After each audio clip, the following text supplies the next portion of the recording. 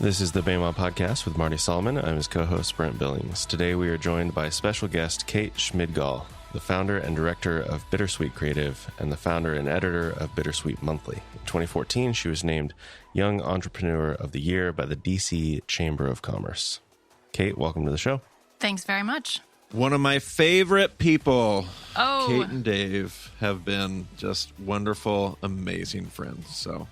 So excited to get you on the podcast, Kate. It's good to have you here. How about you talk about any other things you would add to the introduction that we gave you, the finer things of life and family? And when I say family, one of the things I love about visiting you is every time I have visited you in DC, you have this big extended family with, like, you've intentionally lived in an area where you could open up your home to a neighborhood that needs more beautiful hospitality and homes.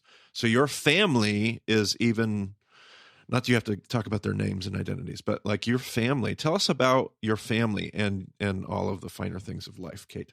Well, thank you for having me. It's a true honor. I first and foremost want to mention that I'm married to my beloved partner, Dave, who has been pastoring at National Community Church, the Lincoln Theater campus. And that is definitely a big part of our family, the community through the church. And then our neighborhood is also very much our family. And you mentioned a few youth. We have mostly been adopted by a group of about 12 young men who we met because we were fostering at the time. And the kids that we had with us were out playing and met the kids in the neighborhood. And that began sort of this auntie and uncle situation for Dave and I and a lot of the young people on our blocks. None of whom, well, I should say most of whom have never known their fathers or don't have strong male presences in their lives. So this is very much how we give the extra love that we have. We don't have kids of our own, nor do we have pets. So we have a lot of extra love, which besides plants is going to these kids. That's beautiful. I love it. It's been a great thing to be able to watch and see and experience. Like, it's just your home is a very special place on a very, very short list for me personally. Just a great, I feel like your guys' spiritual radio is tuned into the same frequency as mine. And it's just a wonderful place of, I say that, and I know that you're getting a much stronger signal of that Holy Spirit radio than I am, but nevertheless, it's been such a beautiful place of rest for me, and I'm very thankful for that. But what a wonderful place there in a corner of our fine country here. Okay, so I feel like there's a whole lot of history in what was just said. So maybe, Kate, you can tell me a little bit about how you know Marty or BEMA or whatever and how that all came together, because apparently this is a very special relationship. It is.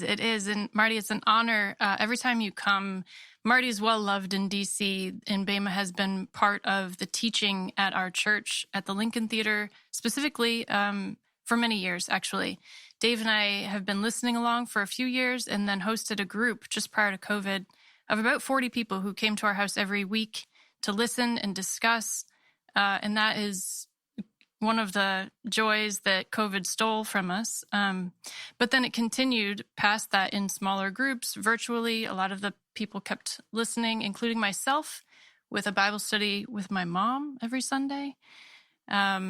But we've hosted Marty a few times, and I know much of the congregation listens regularly. So we've been students for quite some time and really appreciate always the authentic curiosity and sincere questions that both of you bring to the text. I think in our journey of learning to ask better questions, BEMA has absolutely been vital and an important teacher for us. So thank you. Yeah, I can remember getting the first email from Dave and Kate's husband. I remember I was in Salt Lake City, and I got this. I was in between meetings. I was obviously on a work trip. I was answering some emails. Got this email from this guy in DC at National Community, and I'm like, man, isn't that Mark Batterson's church? I've kind of like watched Mark from afar and read his books and appreciated a lot of things here and there. And I was like, man, that's. And they're like, yeah, we love Ray and we've found your stuff and we'd love to have you come out and meet our people. And I didn't know what that email would kind of begin. And I literally sent a reply, like, I would love to visit DC, meet everybody. That would be great. Shut my iPad because I had an appointment showing up and in Salt Lake City. And this person was like, I'm in town. I'm not from here. I'm from DC. And I'm just in Salt. And so they showed up like 5-10 minutes later, sat down. It was Paul. I won't give full names here, but Kate knows Paul. And he said, I'm from this church. And I'm like, wait, do you know Dave Schmidgall? And he's like, of course I do. I said, I just sent an email to Dave. It was just the most serendipitous interaction in a Starbucks in Salt Lake City. It was fantastic. So that was the beginning of just what would become a really, really special, meaningful friendship. So short list of folks right there, but I try to make sure I make it to DC once or twice a year because it's not just a fun place to be. It's just a very spiritually renewing place for me. So I thank you. No matter how much you thank me, I thank you back. So there you go. Spiritually renewing is not something you often hear people say about Washington, D.C., so that means a lot, and I appreciate that you see it. Honestly, there is so much about all of it that it's just a beautiful, holy surprise. Like, so much about your faith community there at National Community Church, the Lincoln campus, you guys, the other friends that you've connected me with. It is a truly sacred, holy surprise. Everything that's happened there, just been beautifully stunning, and I've loved it. So, all right, I suppose we could get into it. Kate, can you tell us about BitterSweet? You lead this thing called BitterSweet. Tell us what it is and what BitterSweet is attempting to accomplish. Like, what is it that you guys are here doing in the world? Tell us more. Yeah, BitterSweet is first and foremost a community of creatives. And we work on a couple of things. The first is a counter narrative that we publish on a monthly basis. That's at BitterSweetMonthly.com, and I can talk more about that. The second is a creative agency. We do work for clients professionally, and that's how everything is sustained financially. So it's two parts in that sense, a nonprofit and a for-profit working together, fundamentally to tell the story of God in the world, and also to publish an orienting narrative that rejects cynicism, defies apathy, and celebrates good. We really are trying to study, I would say, the sacred in the streets and what it means, like how we see God with us every day, everywhere. This is sort of the more excellent way that Walter Brueggemann speaks about, of course, echoing 1 Corinthians 12, that Paul says also. And so this narrative work is a collaboration of volunteers who are seeking kingdom in the world around us and using our professional skills and gifts to do it. Man, it felt like such an attacking statement for me. Fighting cynicism, like you did like a profile of who I am, fighting cynicism. And that's what I found it such a beautiful, it's so refreshing because that's where I think my spirit is tempted to go. Like, it's so easy to become a cynic, especially now. And that's even after you guys started the work of BitterSweet. There's so much in the world that would tempt us to, but you're at war against cynicism. I love that. And it's been so good. Do you find, I'm sorry, Brent, I'm just stealing your question. Do you find It's fine. with yourself, that's what I do. That's what I do at Bema. I talk over Brent. Do you find yourself, Kate, is it easy for you to be, can you feel the pull towards cynicism? Is this project like a discipline for yourself fighting that? Or tell me more about that. Yeah, of course. I think that cynicism is one of the great temptations of our day. I'm not sure I know a single person who hasn't fallen into it or wrestle with it still on a regular basis, because the popular narrative is one of despair and confusion or nihilism and meaninglessness or self-centeredness. That's mostly what we're fed through more popular channels. And I felt myself paralyzed and overwhelmed by the range of issues that I was confronted with on a regular basis and needed to see, where is this living, loving God that we believe in? Where is kingdom concretely in the world? How do I see God at work in anti-trafficking or human slavery or poverty, violence, war, disease? And so this narrative work is a collaboration of volunteers who are seeking kingdom in the world around us and using our professional skills and gifts to do it. Man, it felt like such an attacking statement for me. Fighting cynicism, like you did like a profile of who I am. Fighting cynicism. pick one. We are more informed than ever before. We are bombarded every day with glimpses of these realities. And frankly, I just started to feel like it was a bit of an injustice. It was really difficult to maintain honest, authentic, wholehearted faith and not press into those issues and understand how God is with us in those things. Excuse me while I feel convicted for a moment. Man, what a beautiful mission. I love that. And I just wonder, like, I try to see things with a good eye. I try to be optimistic about things, but I definitely have spaces where I'm more cynical than others, and hopefully those don't bleed out in an inappropriate way. Hopefully, I'm in the right type of community to process through that stuff and then come out in the world with a better view. But yeah, man. It's just hard, Brent, I think. Sorry to interrupt. It's hard, I think, when our hope seems so abstract and the harsher realities are so concrete. So that's in part the task. I think the discipline or the practice, Marty, as you said, is to be in the concrete material world and be able to articulate hope there. That's tactile, tangible, fleshy, like Jesus was and like Jesus did, honestly. Yeah, I love that, because BitterSweet takes the abstract and makes it more concrete. Like, all of a sudden you're seeing practical, literal, concrete work that people are doing, stories being told. Because sometimes it's easy in the midst of our cynicism to think, oh yes, the hope and the resurrection and all that stuff, it is just abstract. It only exists in this other ethereal, temporal, abstract, transcendent. And what the work that you and others do just points out, like, nope, it's actually right here. You do have to, like, train yourself to see it, but to phrase it in the words of another, it's a new creation bursting forth right in the midst of this one. But it's as concrete as any of the evil that might make us cynics any day. Exactly. Mm-hmm. Yeah, the kingdom is bursting forth. It's here and now, and we can learn to see it. And then we have choices to make about the narratives that we perpetuate. Are we feeding into the machine of despair and meaninglessness or fatigue or confusion, or are we practicing, building a different narrative and living like we believe there's a living, loving God? Yeah. Yeah, I think back to our John 5 episode with the man at the pool, and Jesus says, do you want to get well? And after decades of sitting there, he has lost all of his hope and, like, does not recognize that something is about to happen. Yeah, man, I just love that. Okay, so let's pull back a little bit. So you have this interesting nonprofit, for-profit, dual organization thing. If I'm understanding it correctly, BitterSweet Monthly is the nonprofit side, BitterSweet Creative is the for-profit side, and then the BitterSweet Foundation is the overarching umbrella. Is that right? Of BitterSweet Monthly. Okay. Yeah.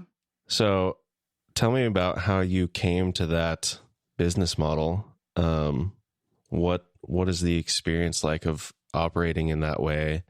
It seems unusual. Maybe it's not as unusual as I think it is, but it seems like an interesting way to approach it. So how did you come to that, and how does that work, I guess? Yeah. The nonprofit model has always been a little confusing to me because in my mind, nonprofits are the most for-profit of anyone. They need there to be so much profit and for it to be so well managed that there's enough to go around, that we can get a piece of it. And that seems like a very dependent, needy setup, I suppose, where someone with a conviction or a mission then becomes a full-time fundraiser in order to get other people to believe and give. And that's difficult if you're trying to devote more of your time to the mission of the work and not the fundraising side of it. So starting a company seemed like the most efficient way to fund what I felt called to. That's really, at the end of the day, why I started a creative agency. Secondly, just for context, I started BitterSweet in 2009. In 2008, Dave and I had just returned to the States after 2 years as missionaries. It was our first 2 years married, actually.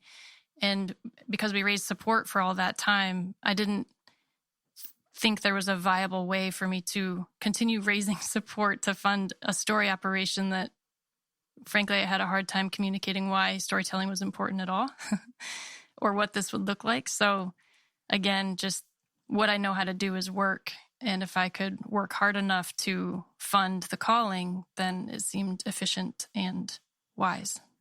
That said, I don't want to make it sound too easy. That it was incredibly difficult. And several years ago, we actually started hosting a pitch night as well, where about a dozen to 15 core supporters came around and started participating with us in underwriting some of the budgets and helping get the particular stories told.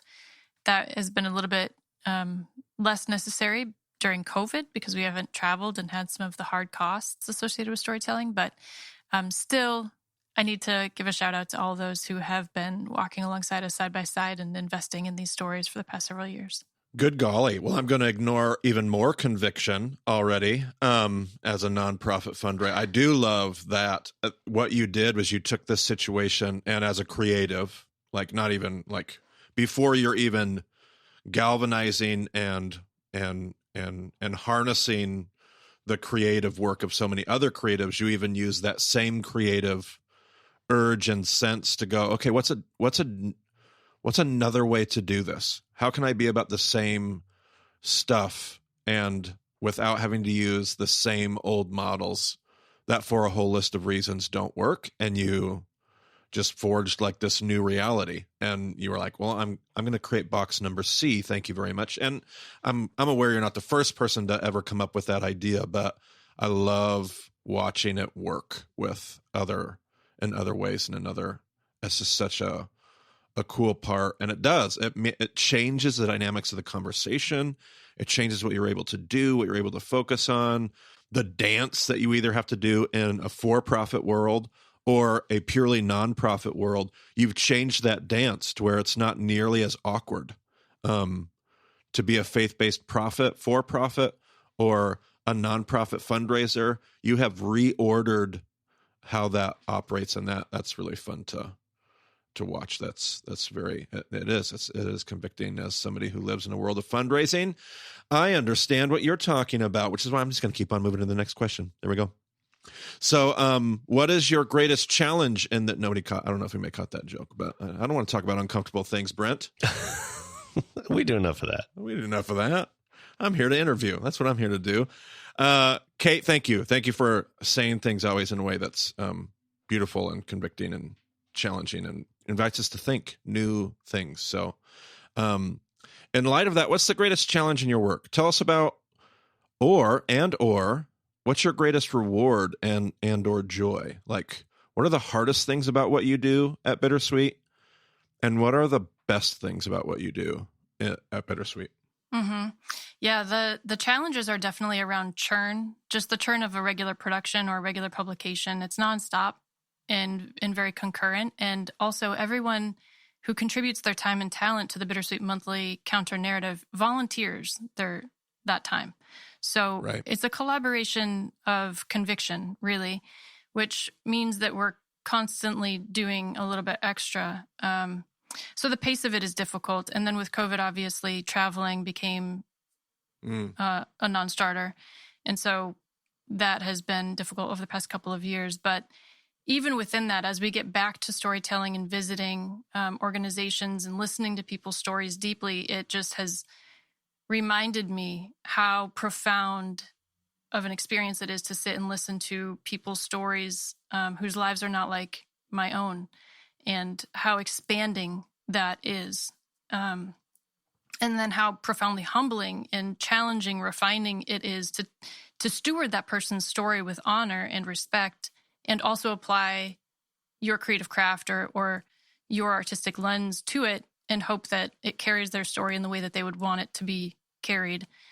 It's incredibly rewarding in that front because it's like we're participating in some sort of solidarity through story and storytelling, and lending what we have to another person's desire to be seen and to be heard. And that will never get tired, I don't think, of that. Yeah. Oh, absolutely. One of those stories that you did steward was a conversation that we shared. So one of the things we do on our social media platforms, I try to always share something once a week, something we might call it Marinate Monday, or some kind of helpful, thought-provoking nugget or article or video or book recommendation, something that just kind of helps the conversation, stimulate the conversation. And there was a while there where we were sharing a series that BitterSweet did. It was a 6-part series. I'm sure Brent can find part 1 and link it in the show notes to the episode. And then you just follow that through 6 parts, and just this thought-provoking time, really, that started with this work you had done with Walter Brueggemann, which anybody that's been with Beimon knows how much we love. I personally love anything from Brueggemann, his thought process and everything. It's just so fantastic and so filled with the spirit of what we're trying to do at Beima. And so I was captivated by that. We got a ton of positive feedback from that series. People really enjoyed the reflections, how they were packaged. I really enjoyed it. It was very thought-provoking for me. Where did that project come out of? What was your experience with that? Is that just like another normal day at the BitterSweet office? Was that project something special? Has it continued to do anything? That's one project that probably our listeners, if they've bumped into BitterSweet, it was that little bit that we shared. Tell me more about that project in and of itself, Kate. Mm-hmm. Yeah, that project started in 2017 when film director Elliot Rausch sent me a book called Another Kingdom by Walter Brueggemann, John McKnight, and Peter Block. It's essentially a critique of the empire world that we find ourselves in, this consumeristic culture that's based on extraction, exploitation, greed, fundamentally the narrative of not enough. You are never enough, and what you need is more. And he posits an alternative way, a mindset that's based not on scarcity, but on abundance, that functions not with competition, but with neighborliness, not based on consumerism, but covenantalism. And so this contrast was really the meat of what was meant to be a feature-length doc. I had written up like the full outline for the doc, and we just decided to reach out to Walter as a first voice and get that in the can and then go from there. And so we filmed that in late 2017 over 2 days in Cincinnati. We put Walter in an 88 Oldsmobile parked outside of an abandoned mall in Cincinnati and recorded in the simplest way a very long conversation with wisdom. And he, as an Old Testament scholar, was able to connect some dots and weave some narrative, like connect our story today to the ancient stories of the Bible. And I found it profound and transformative. But honestly, we weren't done. That was meant to be 10% of a longer thing. And so it just sat on a shelf for a long time, for a couple of years. I thought that it would help me raise money, but it turns out that people with money are not usually interested in critiquing the empire. So that didn't go very well. And then this is a zinger for you. Yeah.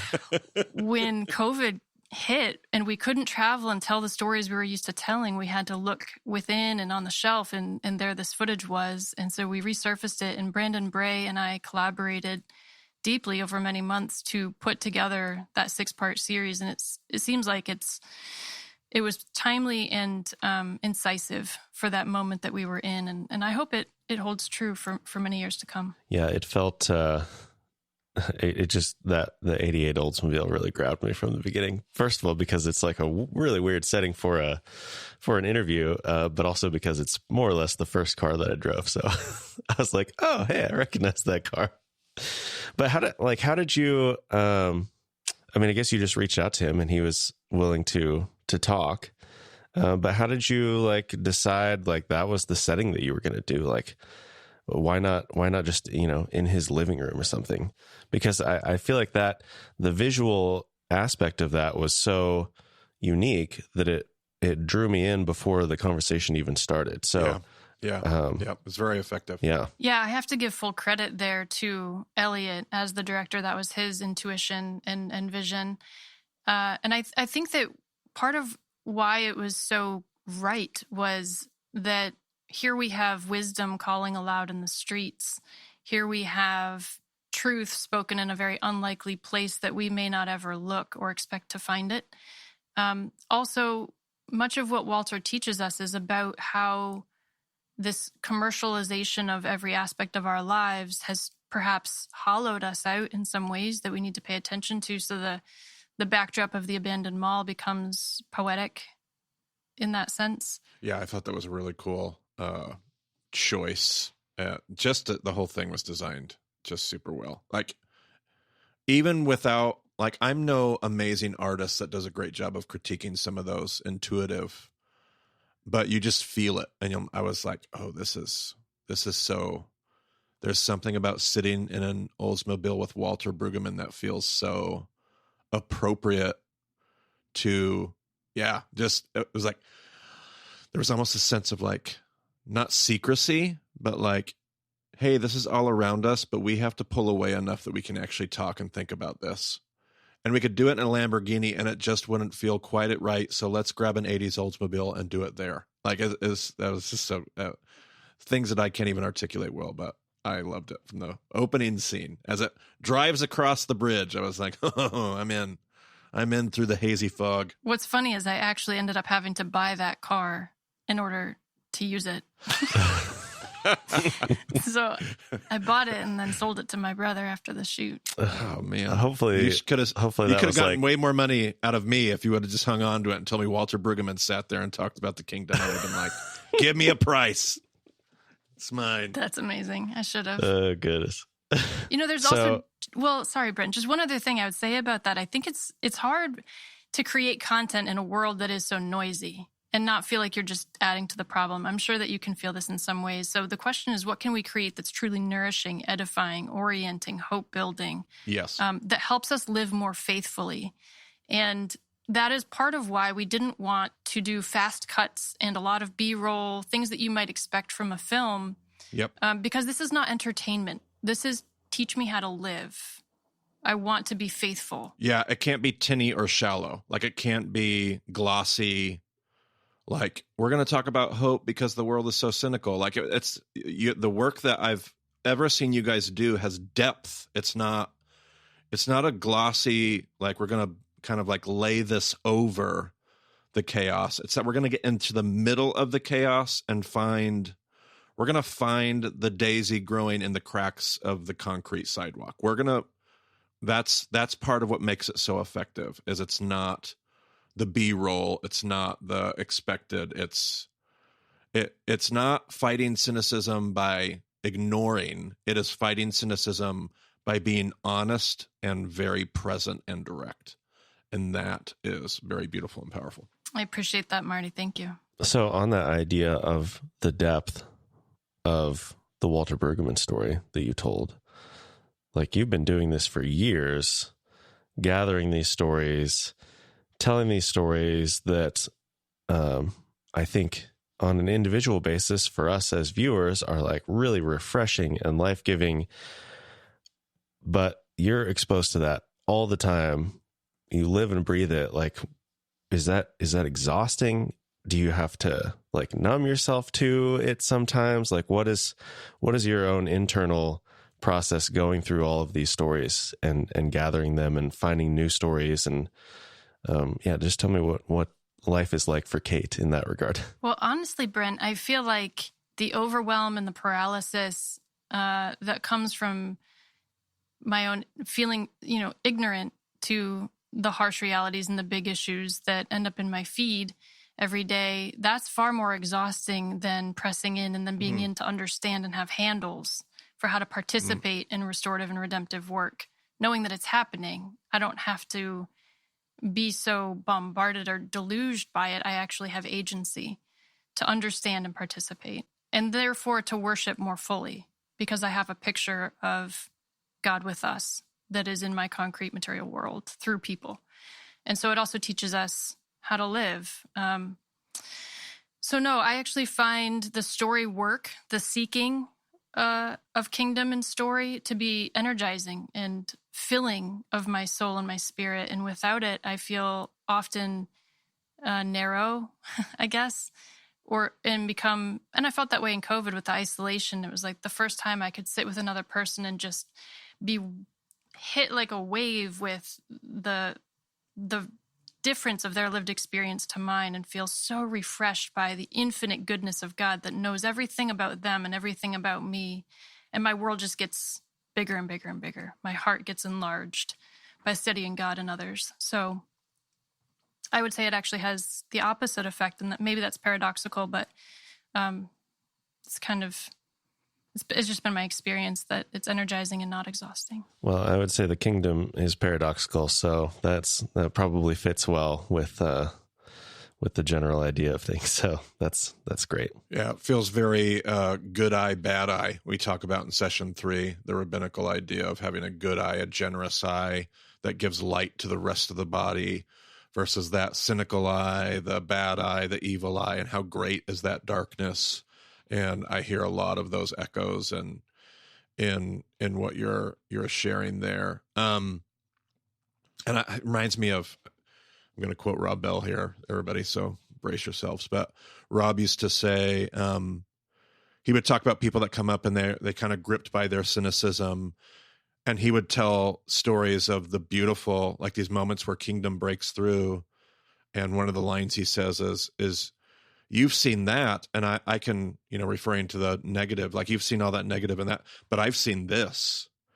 And so what do we do with that? You've seen that and I've seen this, so now what? And like you said, you have this agency to pick and choose, like, okay, which story wins the day? Like, which story comes out on top? Which story is more compelling? Which story has more power to stir something inside of us and awaken that thing that we call hope or resurrection, the cynicism or the beauty? And man, it's just such a great point. When you think about that, maybe it's even related to my next question. What have you learned, Kate, when through all the work that you do with BitterSweet, and maybe even before, but like the journey you've been on and the journey you're in now? What have you seen through your work that you wish everybody could see and understand as it relates to humanity and the kingdom of God?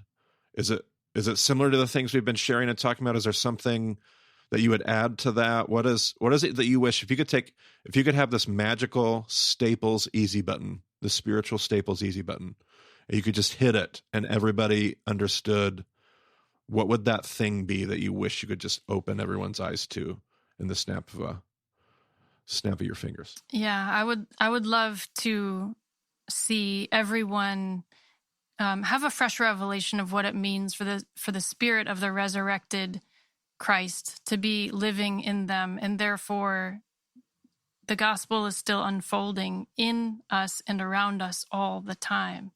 And seeking the kingdom takes great intention.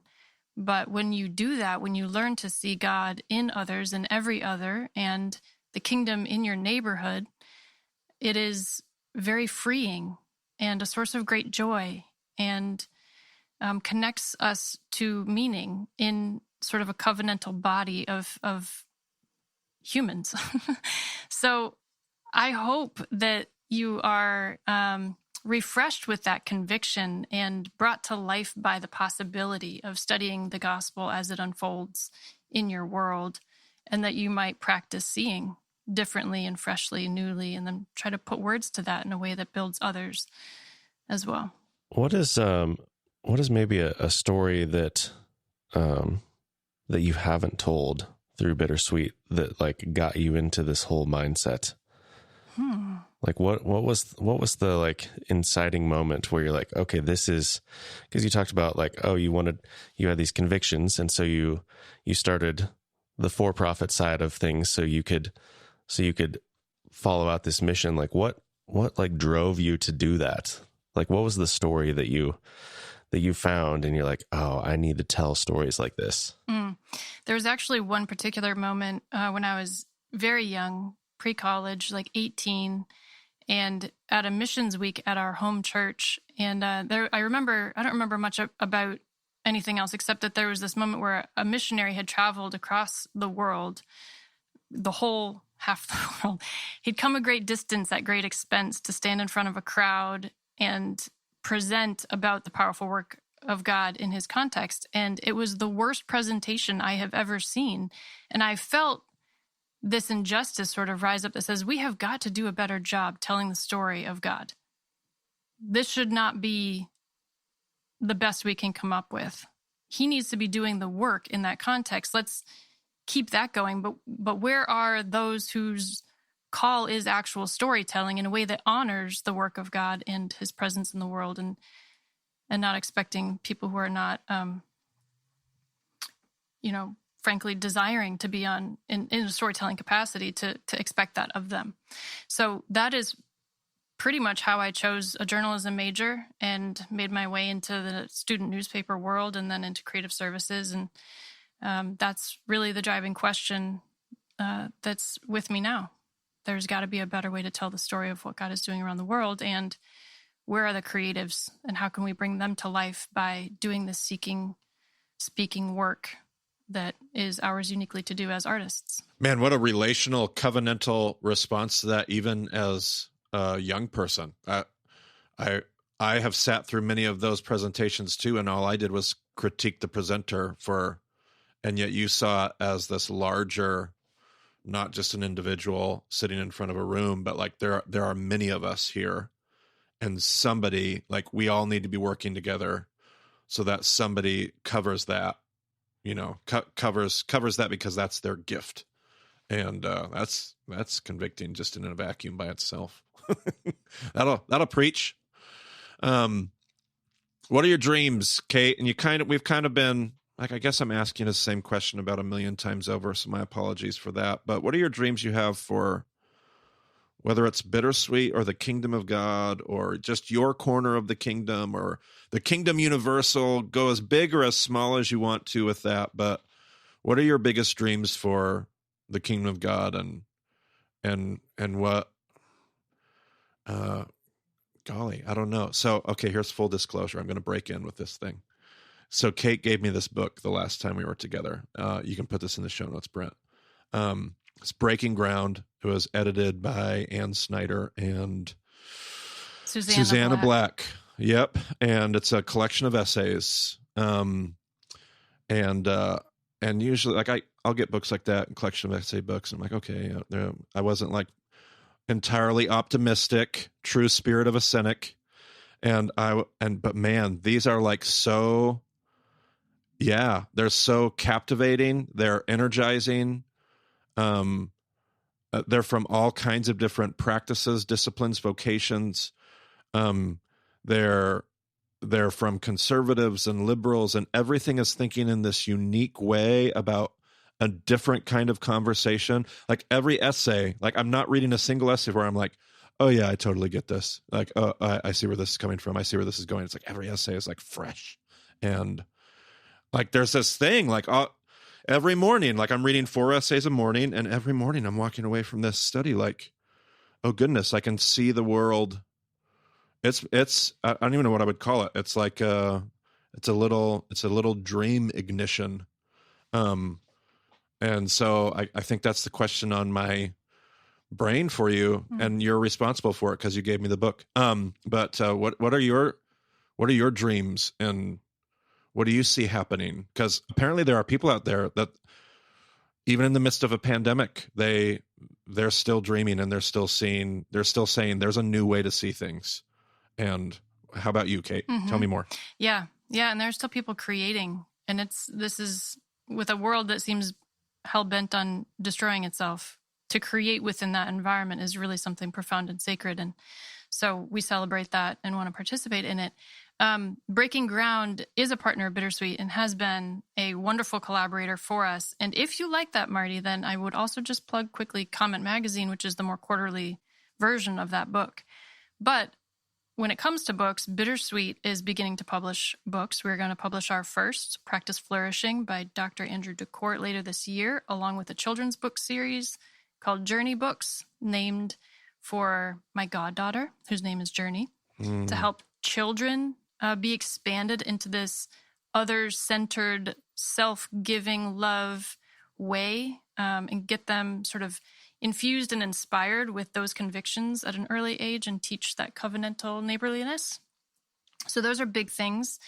At our core, we are graduating BitterSweet Monthly from an online magazine to a full-on media house. And so in the coming years, you'll see feature films and more podcasts, music, books, gatherings, etc. Because I think the narrative is building, the community is growing, and this is the time that we need to be producing, orienting, hope-building content for people to live faithfully. I love the children's idea. Probably one of the most common questions we get emailed is, how do we help our kids with all of this? Right. With how we read the better readings of the Bible, living out the kingdom. How do we? And so I love that there are resources out there that we're creating, we're hearing about, that people can put on their list. And whenever we have them, we'll add them to the show notes too, won't we, Brent Billings? Absolutely. So BitterSweet has been recognized in the same realm as things like Condé Nast and Wired and The New Yorker, which is super cool. But it's also like this organization where you have volunteers contributing to the work and the mission. And so what's if somebody has heard this conversation and shares your convictions, what's a way that they can get involved with BitterSweet? Well, first of all, send us stories. I mean, be on the lookout, be the ears, be the eyes in your community. And if there's an organization or a story that you think fits within the BitterSweet editorial ethos and mission, then nominate it. Go to our website, click the nominate link. There's a little form. It takes 30 seconds. That would be huge. Secondly, read the stories. And then if they resonate with you, then please share it. We do rely on organic shares. We're not pumping, tons of money to buy eyeballs or play a numbers game. But if it's meaningful, then I would hope that you would also share it with others and spread the hope. Separately, there's just the simple fact that we are a nonprofit. So donating is always welcome.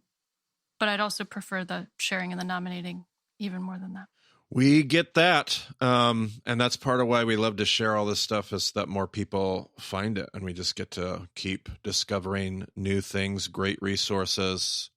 That's part of why we do all these regular interviews in session 6 of the podcast. Is we can do verse by verse through John. We can study the Bible. That is what we do.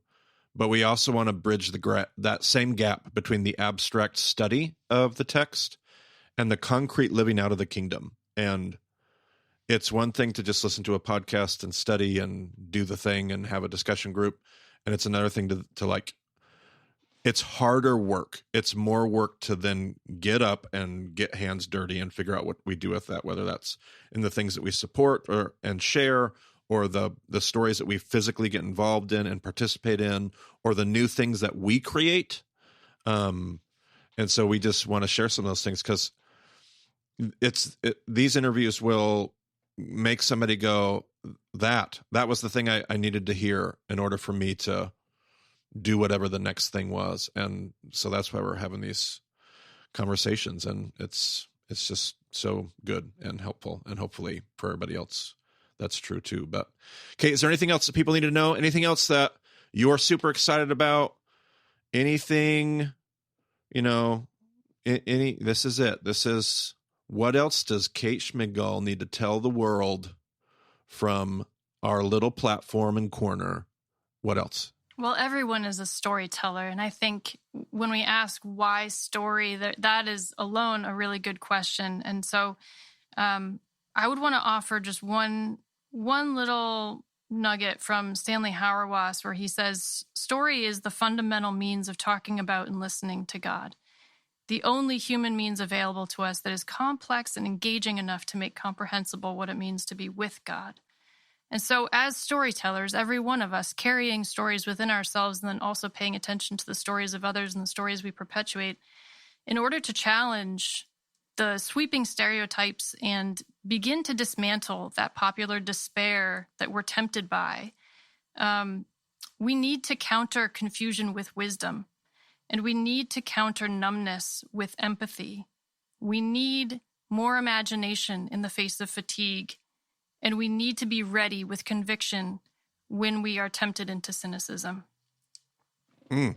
So my final exhortation, Marty, if I may, and you're welcome to cut this as well, but Oh, you may. Philippians 4:8, I take very seriously, and it's definitely an anchor scripture for bittersweet work. And I'll read it from the Message because it really just resonates for me in that translation. Summing it all up, friends, I'd say you'll do best by filling your minds and meditating on things true, noble, reputable, authentic, compelling, gracious, the best, not the worst, the beautiful, not the ugly, things to praise, not things to curse. Do that, and God, who makes everything work together, will work you into his most excellent harmonies. That is the hope of Bittersweet. Man, you have spoken of Walter Brueggemann, Stanley Hauerwas, and Eugene Peterson all within the same 45-minute block. That is a good use of our time right there. Can you read that? Read that, Stanley. Do you have that quote in front of you still? I do. Kate, read that Hauerwas quote one more time. Story is the fundamental means of talking about and listening to God. The only human means available to us that is complex and engaging enough to make comprehensible what it means to be with God. Man, and not to make that, like, to sit in the poetry of that and the power of that, and then to probably ruin it with a little bit of academia and Bible nerdiness. Like, isn't that what we learned from the scriptures, especially the Hebrew scriptures, is the power of telling story? And part of what we always continue to learn to try to deconstruct is how we take that and we systemize the theology and we create all the mechanics and we do all this stuff to it. And yet the more we build and the more we continue to construct and refine all the scaffolding, as we've called it in session 6, it doesn't actually increase our ability to communicate the complexity that Hauerwas talks about there in the story. Like, story is one of the few things that can, it's one of the few vessels and containers that can hold that. And amen and amen. I like it. Yeah.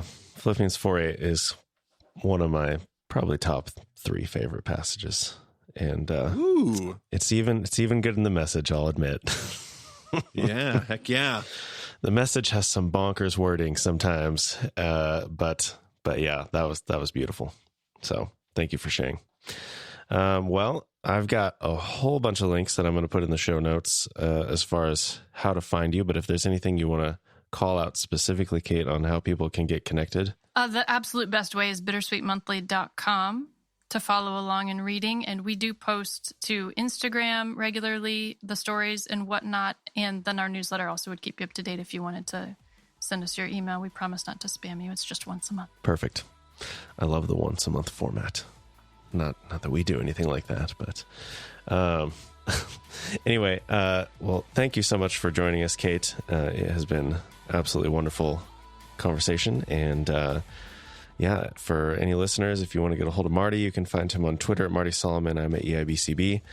And you can find more details about the show at BamaDiscipleship.com. Check out all the links. We've got all the books and all the other things that we talked about, including future books. We'll get those links in the show notes. If you're listening to this later on, check the notes for all of that stuff. So thanks for joining us on the Bama Podcast. We'll talk to you again soon.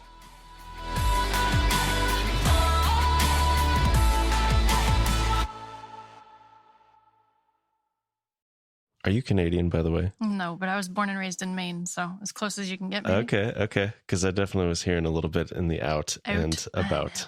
Yep. I get that a lot. I kept trying to, I held myself back from saying anything. I'm like, that would be a total distraction from the content of our message. I love it, though. It warmed my heart every time.